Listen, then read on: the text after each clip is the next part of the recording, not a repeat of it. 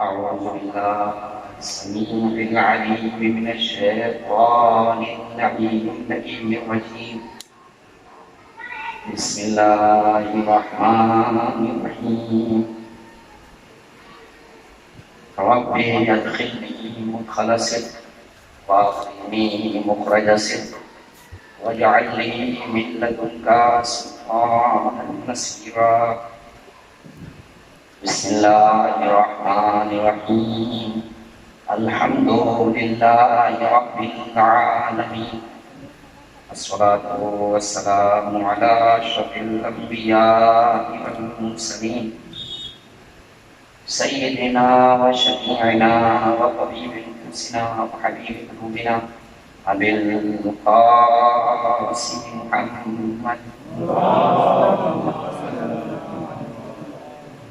وعلى أهل بيته الطيبين الطاهرين المعصومين المظلومين المنتخبين المنتخبين ولعنة الله على أعدائهم وغاصبي حقوقهم ومنكري فضائلهم ومصائبهم أجمعين من الآن إلى قيام يوم الدين. آمين يا رب العالمين. أما بعد فقد قال الله تبارك وتعالى في كتابه المجيد وهو أصدق الصادقين وقوله الحق. بسم الله الرحمن الرحيم. والذي بعث في الأميين رسولا منهم يتلو عليهم آياته ويزكيهم ويعلمهم الكتاب والحكمة وإن كانوا من قبل لفي ضلال مبين. صلوات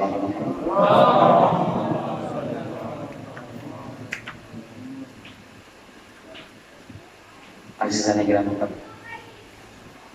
بزرگان عزیز، جلوس میں سے زیادہ وقت دے نہیں سکتا ہوں اپنے احساس کم وقت کے اندر اس میں جس وقت میں بس ثواباً آپ کے ساتھ باقی حج کروں گا. حالانکہ سوچا تھا کہ لیکن یہ آپ کو بہت وقت دینا، اس لیے میں مختصر الفاظ کے ساتھ مختصر جملوں کے ساتھ میں اس کو ختم کرنا چاہوں گا. اور ظاہر سی بات ہے کوئی نیا موضوع چھیڑنے کی گنجائش کہانی اس وقت نہیں. ارشاد رب العزت ہے سورہ مبارک ہے جمعہ کی دوسری آیت کہ خدا کو ہے کہ جس نے امیین کے درمیان انہی میں سے ایک رسول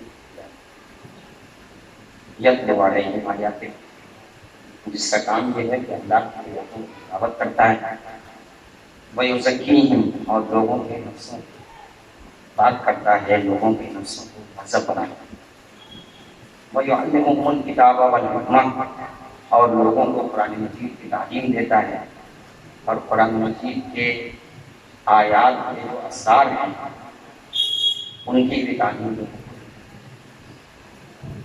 جب ہم اس آیت کو پڑھتے ہیں تو یہ بات سمجھ میں آتی ہے کہ اصل میں اس آیت میں اللہ کا اپنا تعارف کرتا ہے اپنے پیغمبر کے ساتھ کہ دیکھو اگر تم مجھے سمجھنا چاہتے ہو، اگر تم میرا تعارف حاصل کرنا چاہتے ہو تو تمہیں چاہیے کہ پہلے جو میں نے اپنا حبیب تمہارے درمیان بھیجا ہے تاکہ اسے سمجھو. لیکن اب مسئلہ یہ ہے کہ اگر ہم اور آپ جس حبیب کو اللہ اپنے تعارف کے لیے استعمال کر رہا ہے، جس پیغمبر آخر کو اللہ اپنے تعارف کے لیے استعمال کر رہا ہے، اگر مسلمان اسی کی عظمت کو گھٹانے لگ جائیں تو ظاہر سی بات ہے تو پھر اگر اس کی عظمت کو گھٹا دیا گیا ہے تو پھر اللہ کی منزلت اور عظمت بھی ہمیں سمجھ میں نہیں آئے گی.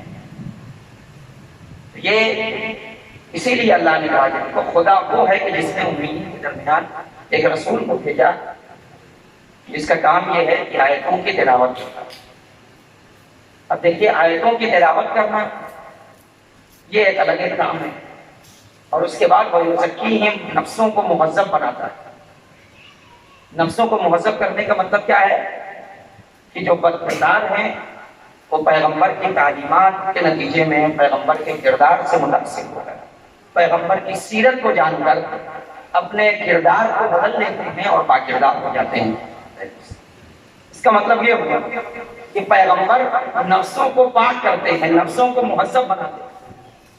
یعنی جو بدکردار ہیں پیغمبر انہیں باکردار بناتے ہیں اپنی تعلیمات کے روشنی میں. لیکن اب یہ جو لفظ ہے اس کا مطلب کیا ہے کہ اگر پیغمبر مہذب بنا رہے ہوتے، یہ کام جو مہذب بنانے والا ہے نفسوں کو، یہ کام اگر آیات کی تلاوت سے الگ نہ ہوتا تو ہم کہہ سکتے تھے کہ دونوں ایک ہی بات ہے. لیکن آیتوں کی تلاوت الگ ایک کام، پھر نفسوں کو مہذب کرنا الگ ایک کام. اب نفسوں کو مہذب کا مطلب کیا ہے کہ یہ دو الگ الگ چیزیں ہیں. اب دو الگ الگ چیزیں، یعنی ایک جگہ تو پیغمبر قرآن مجید کی آیات پہنچائے گا، اب یہ دوسرا کام ہے کہ نفسوں کو پاک کریں گے، نفسوں کو مہذب بنائیں گے. کیا مطلب ہے؟ اب نفسوں کو مہذب بنانا یعنی حدیثیں، پیغمبر کی حدیث ہوگی، کوئی جملہ ہوگا جس کے ذریعے سے لوگ متاثر ہوں گے. اب اس کے بعد تیسرا ہے کہ قرآن مجید کی تعلیم دیں گے. تو اس کا مطلب کیا ہے کہ تعلیم دینے کا مطلب کیا ہے کہ قرآن کا پہنچانا اور ہے. تو آیت اگر پہنچا دی جائے تو قرآن پہنچ گیا، لیکن تعلیم دینا اور ہے. اسی لیے تو آیتوں کی تلاوت پہلے تذکرہ ہوا، اس کے بعد قرآن مجید کی تعلیم. اب یہ تعلیم کس کے ذریعے ہوگی؟ ہر مسلمان جانتا ہے پیغمبر جو جملے ارشاد کریں گے جس کو حدیث کہا جاتا ہے، ظاہر سی بات ہے اسی کے ذریعے ہوگی تعلیم. اسی کے ذریعے قرآن مجید کی تعلیم دی جائے گی، یعنی قرآن سے ہٹ کر. اب یہ الگ بات ہے کہ قرآن کی آیتوں کی وضاحت ہوگی، لیکن قرآن سے ہٹ کر ہے یہ بات. اب اس کے بعد قرآن مجید حکمہ کا لفظ، قرآن مجید کی آیتوں کے رازوں کو پیغمبر سمجھائیں گے. اب اس کا مطلب کیا ہے کہ اور گہرائی میں جا کے پیغمبر سمجھائیں گے. تو اب اس کے لیے بھی حدیثوں کی ضرورت ہے. یہ میں کیوں کہہ رہا ہوں؟ اس لیے میں کہہ رہا ہوں کہ 4 ڈیوٹی اللہ نے بتائی، لیکن جو پہلی ڈیوٹی ہے اس میں فقط ایک بات ہے کہ قرآن مجید کا پہنچا دینا، یعنی آیتوں کی تلاوت کر دینا. اس کے بعد جتنی ذمہ داری ہے، چاہے وہ نفسوں کو پاک کرنا ہو یعنی لوگوں کو باکردار بنانا ہو، چاہے وہ قرآن مجید کا تعلیم دینا ہو یا قرآن مجید کی آیتوں کی گہرائیوں کو سمجھانا ہو، ان تمام چیزوں کے لیے پیغمبر کی حدیث کی ضرورت ہے. یا حدیث سے اور زیادہ آگے بڑھ جائیں، سنت کی ضرورت ہے. اس لیے کہ حدیث کا مطلب ہوتا ہے پیغمبر کو کہیں. ایسا نہیں ہے کہ انسان صرف پیغمبر کی حدیث سے متاثر ہوتا ہے، پیغمبر کے عمل سے بھی متاثر ہوتا ہے. تو ظاہر سی بات ہے اگر پیغمبر کا عمل آ جائے تو وہ بھی سنت کے دائرے میں آ جائے گا، حدیث بھی سنت کے دائرے میں، عمل بھی سنت کے دائرے میں. اور ایک اور چیز ہے، پیغمبر کے سامنے کوئی انسان کوئی کام کرے، پیغمبر خاموش رہے، کچھ نہ بولے، تو یہ بھی سنت کے دائرے میں ہے. کیوں؟ اس لیے کہ اگر غلط ہوتا تو پیغمبر بولتے. تو یہ تمام چیزیں سنت میں ہیں مگر قرآن کے اندر نہیں ہے. یہ جملہ کیوں کہہ رہا ہوں؟ اس لیے کہ آج مسلمانوں کا بہت بڑا طبقہ ہے جو یہ کہتا ہے ہمارے لیے قرآن کافی ہے. مگر میں کہتا ہوں اللہ نے خود قرآن میں کہہ دیا ہمارے پیغمبر کی 4 ذمہ داری ہے. اگر تم کہتے ہو قرآن کافی ہے تو فقط 1/4 دین تم کو ملے گا، 3/4 دین سے محروم ہو جاؤ گے. صلوات بھیجیں محمد وآل محمد. تو 3/4 دین پیغمبر کی سنت کے اندر ہے، سنت پیغمبر کے اندر. تو اسی لیے کہا کرتا ہوں کہ آج دیکھیں دنیا ہم جتنے عمل انجام دیتے ہیں پیغمبر کی سنت کے مطابق ہے یا نہیں. اب مشہور روایتیں ام سلمہ اہل سنت والجماعت کے بڑے مشہور عالم دین ہیں علامہ عبدالعزیز، وہ اس روایت کو برابر پڑھا کرتے ہیں کہ آپ دیکھیں آج جو ہم مجلس برپا کرتے ہیں، غم مناتے ہیں، آنسو بہاتے ہیں، یہ سنت ہے یا نہیں ہے؟ اہل سنت والجماعت کے عالم دین علامہ عبدالعزیز دہلوی وہ کہا کرتے تھے اکثر روز عاشورہ اس روایت کو پڑھا کرتے ہیں. عاشور کے لیے روایت کیا ہے؟ ام سلمہ کی روایت. کون سی روایت ہے؟ کہ ام سلمہ خود کہتی ہیں، راوی ہیں، کہ پیغمبر نے مجھ سے کہا کہ اے ام سلمہ دیکھو میں کمرے میں جا رہا ہوں آرام کرنے کے لیے، دیکھو میرے حجرے میں کوئی داخل نہ ہونے پائے. وہی نازل ہونے والی تھی پیغمبر پر. تو کہا کہ میں جا رہا ہوں حجرے کے اندر، کوئی حجرے کے اندر نہ آئے. پیغمبر یہ کہہ کے گئے. ام سلمہ کہتی ہیں دروازہ بند ہو گیا، میں نے دروازہ بند کر دیا. کہ اتنی ہی دیر میں رسول کا چھوٹا نواسا حسین آ گیا، اور اس کے بعد جب آیا تو نارا نظر نہیں آئے، تو بس وہ اسی حجرے کی طرف جانے لگا. تو اب جب میں نے دیکھا تو میں نے روکنا چاہا، کیونکہ پیغمبر نے کہا تھا کوئی حجرے میں نہ آنے پائے. میں نے روکنا چاہا، میں نے کہا کہ آپ کے نانا آرام کر رہے ہیں، حجرے میں نہ جائیے. منع کیا ہے کہ کوئی جائے نا. تو حسین نے جملہ کہا کیا ہمیں بھی منع کیا ہے؟ بس اب یہ مسائل میں یہیں سے پہنچ جاؤں گا انشاءاللہ. بس دو چار باتیں اور علماء اہل سنت کی زبان سے. تو کہا کیا ہمیں بھی منع کیا ہے؟ ام سلمہ روک رہی ہیں مگر حسین ہیں جو جاننا چاہ رہے ہیں. اب اتنی دیر میں ام سلمہ نے جب روکنا چاہا تو حسین رونے لگے، گریہ کرنے لگے. حسین گریہ کرنے لگے. اب ام سلمہ نے، حسین نے اتنا گریہ کیا کہ گریے کی آواز رسول کے کانوں سے جا ٹکرائی. اور اب جیسے ہی رسول کے کانوں سے جا ٹکرائی تو رسول نے کہا ہے ام سلمہ میرے حسین کو مجھ تک آنے دو. ام سلمہ نے حسین کو جانے دیا. اور اب اس کے بعد ام سلمہ خود کہتی ہے کہ جیسے ہی حسین گئے پیغمبر نے دروازہ بند کر دیا.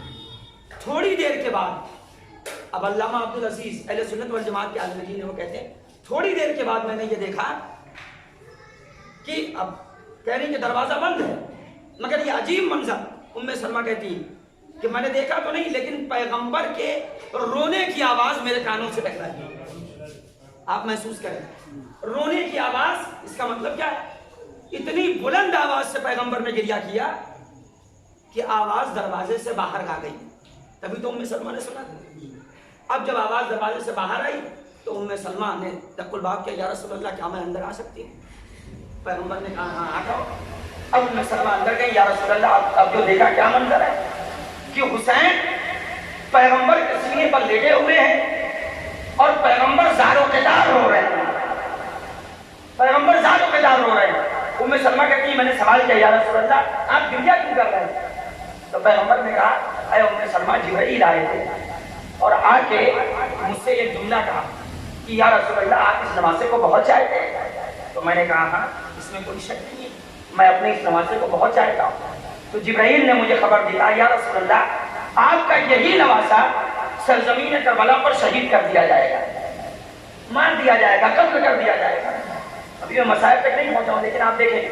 اب یہ دیکھیے پیغمبر ام سلمہ کو بیان کر رہے ہیں، یعنی یہ مسائل حسین ہیں جو پیغمبر سنا رہے ہیں. اور پیغمبر نے کہا کیا کہ مجھ سے جبرائیل نے آ کے بتایا. یعنی ایک وقت وہ بھی تھا کہ جب جبرائیل مسائل پڑھ رہے تھے ہے نا، پیغمبر سن رہے تھے. اب جب رسول اس واقعے کو دہرا رہے ہیں تو اب پیغمبر ذاکر بن گئے ہیں، ام سلمہ سن رہی ہیں. کاش کہ آپ جملے کے نزاکت کو محسوس کر سکتے جس نتیجے تک پہنچانا چاہتا ہوں. جب جبرائیل بیان کر رہے تھے تو جبرائیل کے ذاکر، مسائل حسین پڑھنے والے، پیغمبر کے سامنے سننے والے. اب جب رسول اللہ اس واقعے کو دہرا رہے ہیں تو اب پیغمبر سامع نہیں ہے، اب پیغمبر ہے ذاکر، ام سلمہ ہے سامع. اب میں جملہ کہوں ہماری مجلسوں میں دو ہی پہلو ہوتا ہے، ایک پہلو ذاکر کا ہوتا ہے، ایک پہلو سننے والوں کا ہوتا ہے، ایک پہلو مسائل پڑھنے والے کا ہوتا ہے، ایک رخ مسائل سننے والے کا ہوتا ہے. لیکن اب کیا کہوں دونوں پہلوؤں کو رسول نے اپنی سنت سے اس طرح سے بھر دیا ہے. کہا کہ دیکھو مسائل حسین کو سننا بھی سنت رسول ہے، پڑھنا بھی سنت رسول ہے. صلوات بھیجے محمد وآل محمد. تو سننا بھی سنت رسول، پڑھنا بھی سنت رسول. ابھی اہل سنت والجماعت کے علماء جنہوں نے بیان کیا، اور یہی علامہ عبدالعزیز ہیں جنہوں نے بہت ساری باتیں بیان کی. وقت نہیں ہے میں بیان کرتا، بس ایک روایت اور آپ کے سامنے رکھ دوں جو علماء اکثر جس کو پڑھا کرتے ہیں. لیکن اس سے پہلے ایک بات عرض کر دوں کہ آپ دیکھیں علامہ عبدالعزیز دہلوی کی ایک مشہور و معروف کتاب ہے، اس کا نام ہے سر الشہادتین. دو شہادتوں کا راز. دو شہادتیں. دو شہادتیں کون ہیں؟ امام حسن اور امام حسین کی شہادت. وقت نہیں بنا تفصیل میں جاتا کسی مجلس میں تفصیل کے اندر کسی بات کو بیان کرتا. تو انہوں نے کہا امام حسن کو زہر کے ذریعے کیوں شہید کیا گیا, امام حسین کو تلوار کے ذریعے کیوں شہید کیا گیا, ان کو شہادت کیوں ملی؟ تو انہوں نے دو شہادتوں کے راز میں یہ لکھنے کی کوشش کی, یہ بتانے کی کوشش کی. کہا کہ اللہ نے اپنے تمام پیغمبروں کو جو شرف دیا وہ آخری پیغمبر کو بھی شرف دیا. بھائی آخری پیغمبر ہے, افضل المرسلین ہے, تو یہ ہو ہی نہیں سکتا کہ دیگر پیغمبروں کو جو شرف ملے وہ ان کو نہ ملے. جب یہ افضل ہے تو ظاہر سی بات ہے ان کے یہاں تو عظمت اور زیادہ ہوگی, شرف اور زیادہ ہوگا. تو کوئی شرف ایسا نہیں ہے جو اللہ نے اپنے تمام انبیاء کو دیا ہو اور افضل المرسلین پیغمبر کو نہ دیا ہو. پھر ایک جملہ کہتے ہیں لیکن ایک شرف ایسا تھا جس سے اللہ نے ظاہراً اپنے پیغمبر کو محروم رکھا. وہ شرف کیا ہے؟ کہتے ہیں کہ بہت سارے ایسے بھی انبیاء ہیں اس دنیا سے گزرے ہیں جنہیں شہادت ملی. اب اہل سنت والجماعت کے عالم ہیں, ان کا جملہ میں بتا رہا ہوں. کہتے ہیں بہت سارے انبیاء ہیں جنہیں شہادت ملی لیکن اللہ نے اپنے آخری پیغمبر کو شہادت نہیں دی تھی. وہ اپنی طبعی موت یعنی نہ تلوار کے ذریعے نہ زہر کے ذریعے. اب عالم اہل سنت کا جملہ اپنا جملہ نہیں ہے, میں نے بار بار اس لیے کہہ رہا ہوں, آپ سمجھ رہے ہیں کہ میں کیوں بار بار کہہ رہا ہوں. تو انہوں نے کہا کہ ان کو چونکہ شہادت نہیں ملی جبکہ بہت سارے انبیاء کو اللہ نے شہادت دی, تو اب اس شرف سے پیغمبر محروم ہو گئے اور ہیں افضل المرسلین. تو اللہ نے یہ چاہا کہ میرا پیغمبر شرف شہادت سے محروم نہ رہے, اس لیے اللہ نے پیغمبر کو دو نواسے دیے. اور دو نواسے نہیں بلکہ نواسے بھی ایسے دیے جنہیں بیٹا کہا. قرآن مجید میں ہے بھائی ابناء کی جگہ پہ, بیٹوں کی جگہ پہ پیغمبر امام حسن اور امام حسین کو لے کر گئے. تو اللہ نے دو نواسے دیے اور ان دونوں نواسوں کو اللہ نے شہادت دی. یہ شہادت اصل میں پیغمبر کی شہادت ہے نا. اب یہ عالم اہل سنت ہے. اب یہاں تک تو ان کی بات ہے, میں ایک جملہ کہوں. اچھا انہوں نے یہ کہہ دیا, اس کا مطلب کیا ہے؟ اس جملے کا مطلب کیا ہوگا؟ امام حسن کی شہادت رسول کی شہادت, امام حسین کی شہادت رسول کی شہادت. تو ایک جملہ کہوں, اس کا مطلب یہ ہے کہ امام حسن کا قاتل رسول اللہ کا قاتل. نتیجہ تو یہی نکل رہا ہے, امام حسین کا قاتل رسول اللہ کا قاتل. تو بس اسی لیے میں ایک جملہ کہا کرتا ہوں, آج بہت سارے مسلمان ہیں بس وہ پیش میں پڑے ہوئے ہیں, یزید کو لعنت اللہ کہا جائے یا نہ کہا جائے. میں کہتا ہوں یزید کو صرف اس اعتبار سے مت دیکھیے کہ قاتل حسین ہے. یہ قاتل حسین نہیں ہے, قاتل رسول بھی ہے. قاتل رسول کو جو کچھ کہہ سکتے ہو وہ سب کا سب یزید کو کہا جا سکتا ہے. صلوات بھیجیں محمد و آل محمد.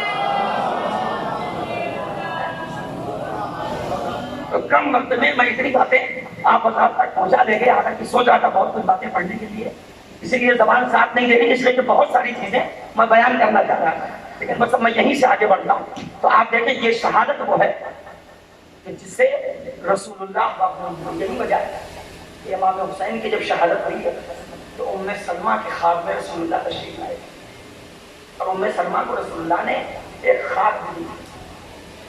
جب وہ واقعہ بتایا کہ جبرائیل آ کے مجھے ایسی سی خبر دے کے گئے ہیں, اور جبرائیل نے اے ام سلمہ مجھے کربلا کی مٹی بھی دی, اس مٹی کو اپنے پاس رکھو. یہ ترمذی شریف میں یہ روایت موجود ہے اہل سنت والجماعت کی کتابوں میں. تو کہا ام سلمہ اسے رکھ لو, جب یہ خون میں بدل جائے خاک تو سمجھ لینا کہ میرا حسین قتل کر دیا ہے. بس اب یہی ام سلمہ ہے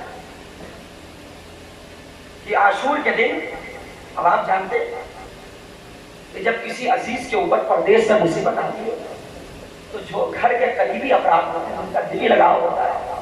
اگر انہیں نہ بھی پتا ہو تو دل میں بے چینی تو اپنے آپ بوجھ ہو ہی جاتی ہے.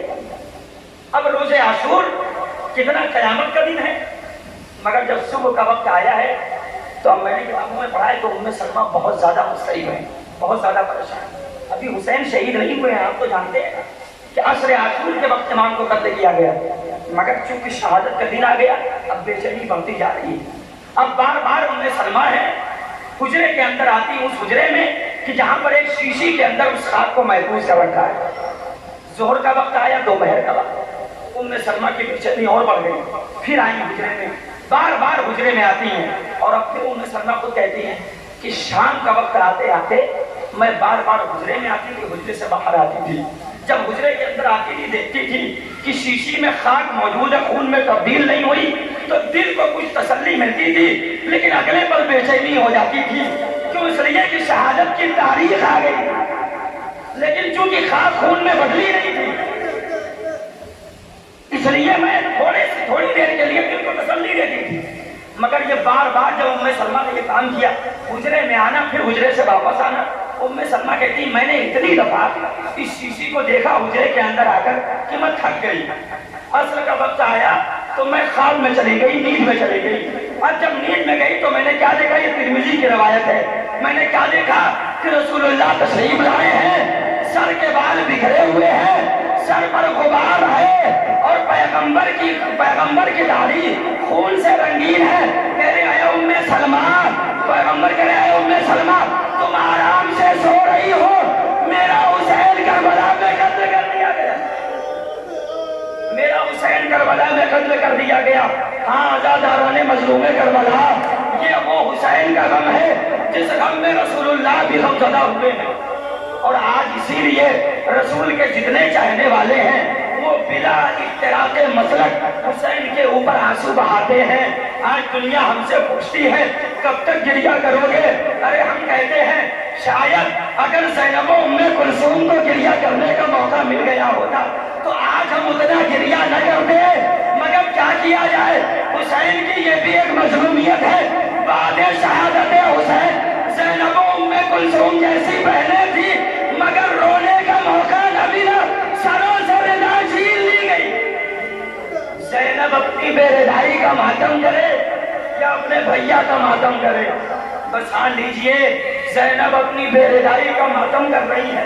ابھی میں کل مجلس پڑھ رہا تھا کہ کوفے کے بازار میں جب زینب داخل ہونا چاہتی ہے، سید سجاد سے کہا ہے بیٹا سید سجاد تمہاری پھوپھی کوفے سے ہو کر نہ جائے گی، جا کر شبر سے کہہ دو راستہ بدل دیا جائے، اس لیے کہ یہ وہی کوفہ ہے جہاں زینب شہزادی بنا کر لائی گئی، زینب اس راستے سے نہ جائے، بس ہاں قدم قدم پر زینب کے سامنے ایسے واقعات آ رہے ہیں کہ زینب شرمندہ ہو رہی ہے، ارے میں کیسے سامنے جاؤں، شام کے قید خانے میں اہل حرم کا لٹا ہوا یہ قافلہ موجود ہے، یزید نے اہل حرم کے اس لٹے ہوئے قافلے کو ہندہ کی پیشی کے لیے بلوایا، ہند نامی یزید کی زوجہ ہے جس کے سامنے یزید چاہتا ہے کہ اہل حرم کا یہ لٹا ہوا قافلہ ہے، زندان سے زینب و ام کلثوم ملاقات کرنے کے لیے آئے، یزید نے سمجھا دیا ہے ہند کو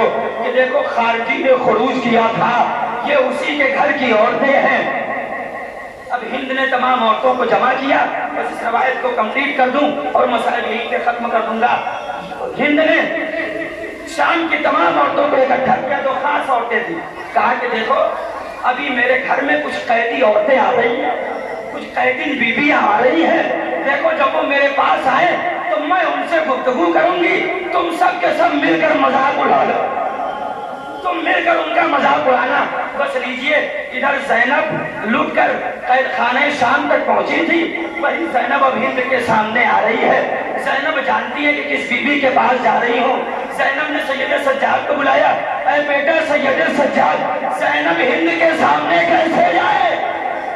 کہے پھوپھی اماں پریشان نہ ہو، خدا کوئی نہ کوئی بہتری کا راستہ بنا دے گا، بہتری کا راستہ فراہم کر دے گا، لیجئے زینب ادھر چلی، ادھر زینب کے آنے سے پہلے ہند کے اوپر غنودگی کی کچھ کیفیت طاری ہوئی، تو اب جیسی غنودگی کی کیفیت طاری ہوئی، کیا دیکھا عالم خواب میں بی بی فاطمہ زہرا تشریف لائی ہے، اے ہند تجھے بادشاہت یاد ہے، دیکھ آنکھ کھول کر دیکھ، تیرے سامنے میری زینب اجڑ کر آ گئی، ام سلمہ کے خواب میں رسول اللہ تشریف لائے تھے، ہند کے خواب میں فاطمہ تشریف لائے، بس جیسے ہی یہ خواب دیکھا خواب سے بیدار ہوئی ہند، اب جب بیدار ہوئی سمجھ گئی کہ یہ کوئی اور بیوی نہیں ہے، یہ زینب و ام کلثوم ہے جو آ رہی ہے، بس آگے بڑھی، زینب کے ہاتھوں کا بوجھا لینا شروع کیا، کوئی جملہ ہند نے نہ کہا، بس ایک جملہ کہا،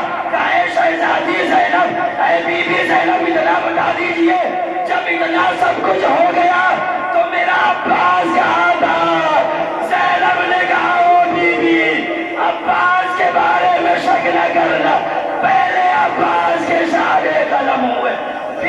غلام آ جایا ذبح کیا گیا. اے ہند تمہارے حسین کو تمہارا شہزادہ حسین پامال سمیں اسپا کر دیا.